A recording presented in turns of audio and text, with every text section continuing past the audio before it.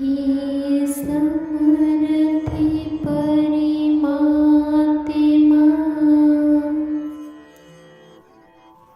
हे निर्गुण निरंकार,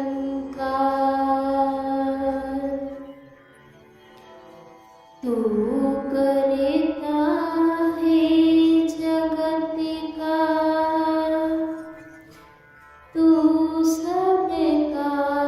आधार। कण कण में है बसी रहा तेरा रूप अपार। तीन काल है सत्य तू, मिथ्या है संसार। घटे घटे वासी है प्रभु, अविनाशी करता। दया से तेरी हो सभी,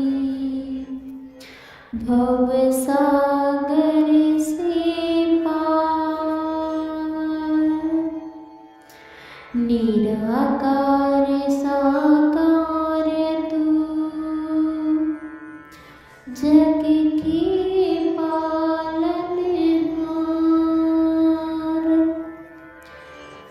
है बेअंत महिमा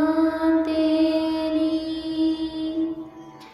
दाताय परम्पार। परमपिता परमात्मा, सब तेरी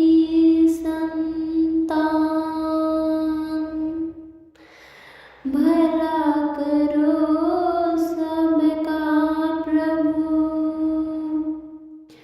सबका हो कल्याण। साथ संगत जी, प्यार से कहना धन्यवाद जी। साथ में एक प्रभाव समाज पे भी इस तरह रहे भक्तों का शुरू से ही कि अपना भी कल्याण है औरों का भी कल्याण है। कोई भी काम भक्त किसी भी समय एक सेल्फिश होके सिर्फ अपने लिए नहीं करते। भक्तों को तो यही मन में होता है कि हर एक के दिल में ठंडक पहुँचे, हर एक के दिल में एक आराम हो, हर किसी के लिए एक भाव शुद्ध, हर एक कोई परमात्मा का ही रूप तो बहुत ही पूजनीय। किसी को भी भक्तों ने कभी चोट नहीं पहुंचाई और हमेशा भाव मन के ऐसे ही रहे कि अगर किसी को किसी तरह का दुख तकलीफ है भी तो कैसे वो दूर की जाए। और सबसे बड़ा जो परोपकार भक्तों का रहता है वो यही रहता है कि परमात्मा हमारे जीवन में आया है, हर एक के जीवन में आए। जो अभी तक इस परमात्मा को देखे नहीं हैं, जिन्होंने अभी तक ब्रह्म ज्ञान नहीं लिया, वो भी कैसे अपने जीवन में एक रोशनी हर समय की ला सकते हैं।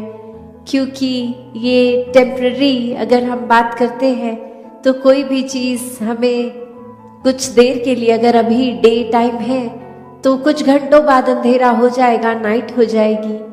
तो ये रोशनी इस तरह तो दिख रहा है अभी सब कुछ, पर ये हमेशा की नहीं है।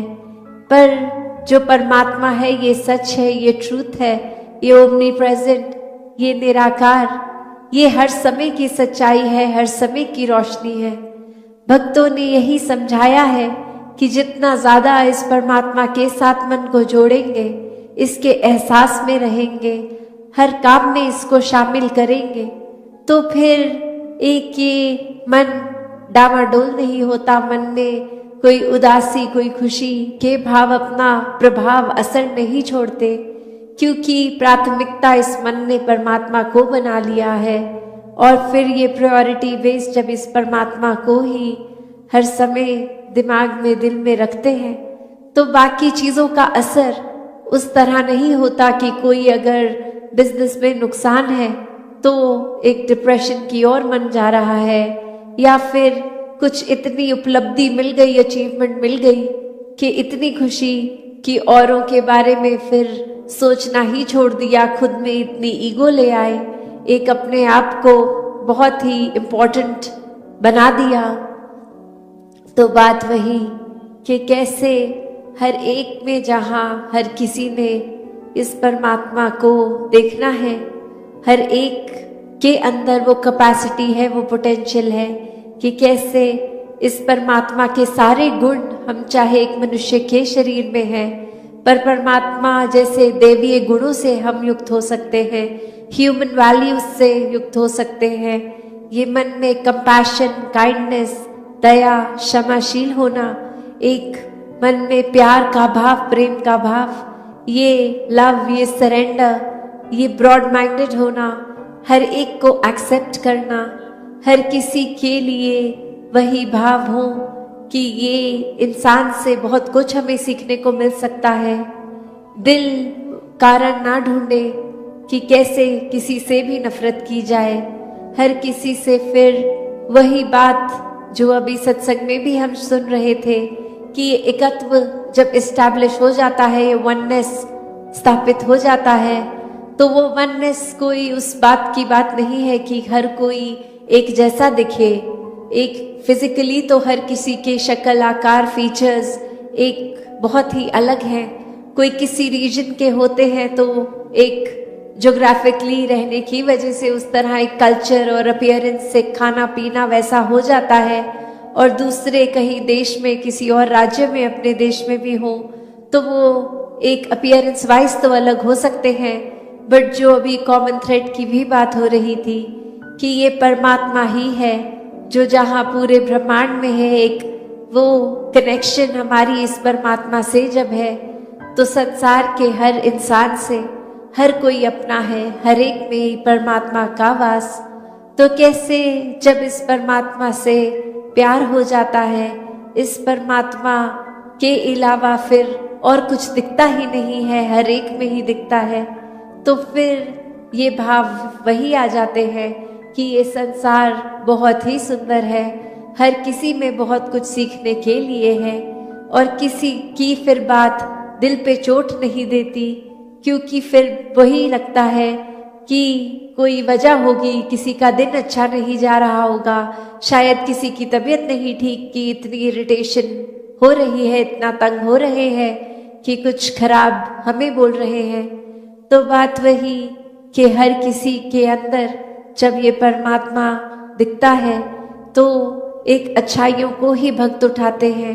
किसी की कमियों को इस तरह संसार के आगे नहीं उछालते।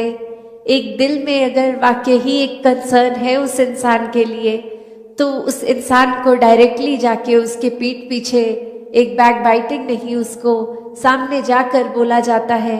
कि ये जो आपने बात कही वो ठीक नहीं थी, इसमें अगर आप सुधार कर लें तो वाकई ही आपका सुधार हो जाएगा, अगर आप अपने थोड़ा बिहेवियरल चेंज लेके आएंगे। और फिर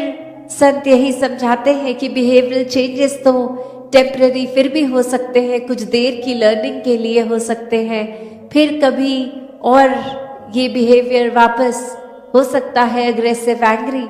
तो फिर कैसे हर समय के लिए एक मन को शांत रखना है, शीतल रखना है, मन में सहजता रखनी है, मन में सुकून का भाव रखना है, तो इस परमात्मा से ही जुड़ना होगा, क्योंकि इस परमात्मा को दिल में बसाएंगे तो मन में ये सारे इमोशंस ठीक तरह से काम आएंगे। जैसे एक आग का एग्जाम्पल होता है, फायर का, तो उसका काम तो जलाना है, पर कैसे हम अगर वो आग के ऊपर कोई तवा रख देते हैं तो वो उसको रोटी बनाने के भी फिर वो आग ही काम आती है। वो हीट अगर बहुत ठंडा दिन है तो कैसे एक फायर प्लेस में डाल देते हैं, एक बॉन फायर करके, उससे हमें आराम ही मिलता है। तो कैसे ये जहाँ एक गुस्से की, एक एंगर की भी बात है, उसको भी अगर चैनलाइज किया जाए ठीक तरह से तो सारे ही मन के इमोशंस ये बहुत ही उपयोगी भी हो जाते हैं। हमेशा सिर्फ एक नुकसान का ही नहीं इमोशन, एक रास्ता लेता, तो कैसे अपने आप को अगर सही तरीके से रखना है, सही रास्ते पे रखना है, सही सोच, सही दिल के भाव, सही बातचीत के लिए वो शब्दों का प्रयोग मन में हर एक को एक आराम देने के भाव से किया जाए, तो फिर एक सामने वाले का भी हम वो सुधार कर लेते हैं। शुरुआत चाहे अपने आप से ही करनी है, पर फिर भी अगर किसी की कोई एक बात ठीक नहीं तो उसको बहुत आराम से कन्वे करके एक वो अटेन जो करना है, जो अचीव करना है, वो चेंज भी सामने वाले में दिखेगा। तो कैसे हर एक के लिए संतों ने हमेशा एक बहुत ही दिल से एक प्रयत्न किया कि जहाँ ये आत्मा का कल्याण हो, ये आत्मा का इस परमात्मा से मिलन होता है, तो एक वाकई ही ये जो हम हर जगह सुनते आए हैं कि ये इतनी योनियों के बाद मनुष्य योनि भी मिली और अब इस मनुष्य योनि में ही जीते जी इस परमात्मा की प्राप्ति है। और अगर कोई उस आइडियोलॉजी से सहमत नहीं भी है, सिर्फ इसी जीवन को अपनी फर्स्ट लाइफ की तरह भी देखे, तो भी कितना कुछ है जो जीवन का समय, कितना टाइम है जो हमें मिला है, इतने साल मिले हैं, उसको हमने कैसे जीना है, उसको हमने किस तरह पॉजिटिवली, कंस्ट्रक्टिवली हर समय को जीना है। सत्संगत जी, धन निरंकार जी।